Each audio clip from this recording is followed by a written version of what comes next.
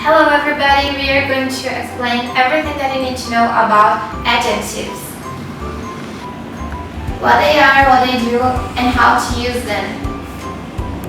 But before we start, please don't forget to subscribe on our channel and give a thumbs up to help us create new videos for you guys. So first of all, what are adjectives? Well, an adjective is a word or phrase naming an attribute, adjective, or grammatically related to a noun to modify or describe it. For example, cool video and John is smart. Adjectives are very diverse in their forms. However, they have some characteristics that can help you to identify them. You can use other words to modify them, such as very, extremely, and less.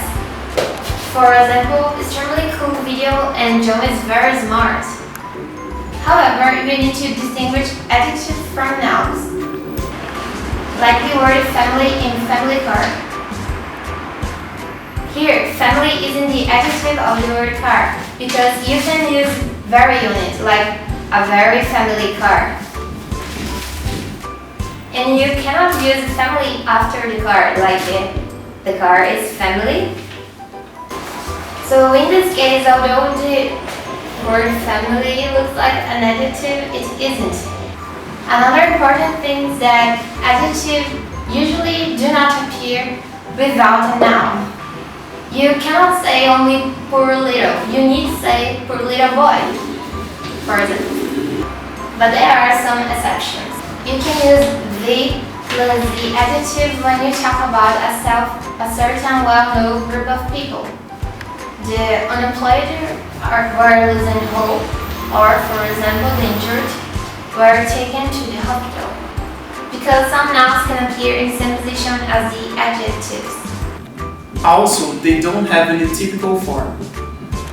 However, adjectives can be associated with affixes, including people, as in the word possible, and eve, as in the word expensive. They also have two inflectional morphemes, the ER of the comparative form, as in the term larger, and the EST of the superlative form, as in the term largest. Many adjectives may end in ed and ing, as in aged and surprising. This feature can complicate the distinction between words that are adjectives and verbs, because they may have this endings too. When the direct object is present, it is easy to classify ing as a verb, as in, he was entertaining the guests with his stories. It is also easy to classify the ed as a verbal form when by agent is present, as in, the girl was offended by her boyfriend. But even so, students who are studying can confuse adjectives and verbs in such cases. For this distinction to be made, it's important to remember the pronunciation.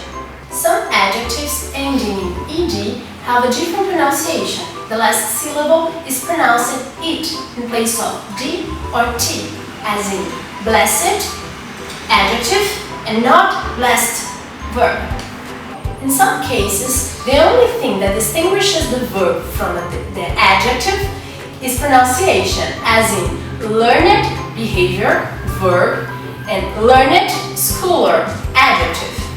The two forms, ed and ing, can be transformed into adjectives when they are combined with adverb very, since the adverb cannot follow a verb, as in, the man was very offended. His views was very alarming. The teacher was very surprised. But sometimes we can find a construction with very and by agent, as in, she was very shaken by the news. In these cases, it's not possible to classify the term shaken as an adjective and also not as a verb. Finally, cases that may be ambiguous. Is the term an adjective or a verb? Can be resolved with greater contextualization of the sentence, as in 1. They were very relieved to find her at home. 2. They were soon relieved by their mom. Adjectives can appear in two positions. Attributive position when the adjective comes before a noun, and predicative position when the adjective comes after the verb to be. For example, in the sentence, my mom's tall, the adjective tall is a predicative adjective because it comes after the verb to be. Sometimes the verb to be is deleted and then the adjective follows the noun directly. I'll give you an example to make it clearer. The news that is available is not good. If we delete that is, we'll have the news available is not good. Most adjectives can be predicative or attributive, but some can only be predicative. For example, the word sleep. Let's put this in a sentence to make it clearer. The sentence, the boy is asleep, is grammatical because the adjective sleep can only appear in a predicative position. But the phrase the asleep boy would be considered ungrammatical. Predicative adjectives are also used with linking verbs such as appear, look, seem, etc. For example, Mary looks beautiful today. As Priscilla said, attributive adjectives are those who can occur before a noun. For example, the blue sea and the old man. João has just explained what attributive adjectives are, but you have to know that when you use more than one in a sentence, you have to follow a specific order. But don't panic, sentences with more than 2 adjectives are not so common. The most common order is opinion, size, shape, condition, age, color, and origin. As in the example, a pretty little yellow car. But this order is not fixed for all types of adjectives. Sometimes adjectives are conjoined with the word and when there are adjectives from the same category, as in the example, an orange and white kite. Also, English speakers put the stress on one or the other adjective depending on context. So the stress goes on the adjective that best defines the noun. For example, imagine I have 3 large kites, one blue, one red, and one yellow. And I want to refer to the yellow one, then I will say the large yellow kite. In conclusion, let's talk about adjective phrases. They are those who work as adjectives, classifying the noun or the pronoun. For example, the sentence, he is from Boston. From Boston here has the same function of an adjective, and this is why it's called an adjective phrase.